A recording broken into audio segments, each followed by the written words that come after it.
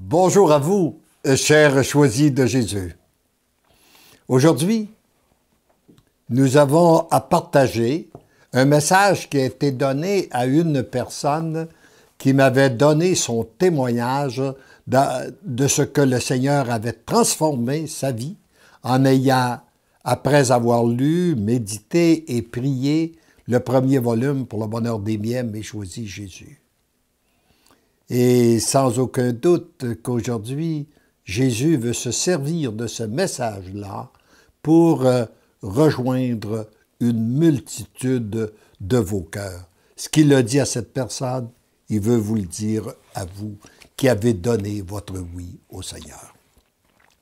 Alors, petite perle précieuse que je porte sur mon cœur, je veux t'exprimer ma joie de te regarder, de te contempler le jour et la nuit. Tu es un baume pour mon cœur blessé. J'aime ces moments d'intimité que tu me permets d'avoir avec toi. Oui, nous ne faisons qu'un. C'est toi en moi, c'est moi en toi. Il n'y a pas, et ça rejoint la belle prière que Jésus a faite à son Père, lorsqu'il a dit, « Père, faites qu'il soit un en moi, avec moi, comme je suis un avec toi. » Quelle grâce le Seigneur nous fait. Lui qui est tellement uni au Père que quand il parle, on ne sait pas si c'est le Père ou si c'est le Fils. Eh bien, cette même unité-là qu'il a avec le Père, il veut la faire avec nous. Puis là, il ajoute, « Ton cœur et tout ton être sont prêts pour cette Église nouvelle et cette terre nouvelle. » Vous savez que lorsqu'on parle d'une Église nouvelle, nous ne parlons pas d'une Église parallèle à la nôtre, mais nous parlons bien de notre Église telle que nous la connaissons présentement sous Benoît XVI. Nous l'appelons nouvelle, tout simplement parce que les cœurs sont renouvelés. Et il ajoute, « Tu n'as rien à craindre. J'ai tout prévu pour la belle et grande mission qui t'est confiée. Mission qui est déjà commencée et que tu exerces parfaitement bien dans l'invisible. » Elle est là, notre principale mission, dans l'invisible, par nos prières où le Seigneur va rejoindre une multitude de personnes à travers le monde.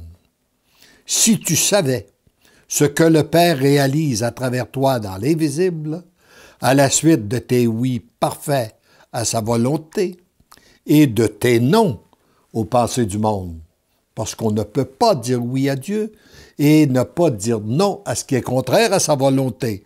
Et nous savons que beaucoup de pensées qui circulent dans notre monde actuel sont contraires à la volonté de Dieu. Alors il faut donc être capable de dire non.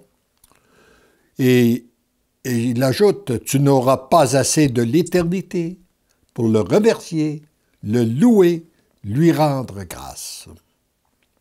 Pour ce qui est de ta mission visible, elle te sera dévoilée en temps voulu. Ce que je te demande, c'est de demeurer très accueillante à ce que je dépose dans ton cœur ou à ce que je peux te demander à travers les autres ou à travers les événements. » Dieu a toujours les mêmes trois façons de nous parler, par inspiration, à travers les autres, à travers les événements. Nous avons donc à demeurer à son écoute, ouvert et de discerner. Et ce qui vient de lui nous produit toujours la paix et c'est toujours en conformité avec sa parole et l'enseignement de notre Église. Ne te fige pas en te disant « J'ai eu telle inspiration, j'ai pris telle décision et c'est là où le Seigneur me veut. » Souviens-toi du consentement d'Abraham à immoler son fils Isaac. À la demande du Père, ce qu'il voulait, c'était son oui et non l'immolation.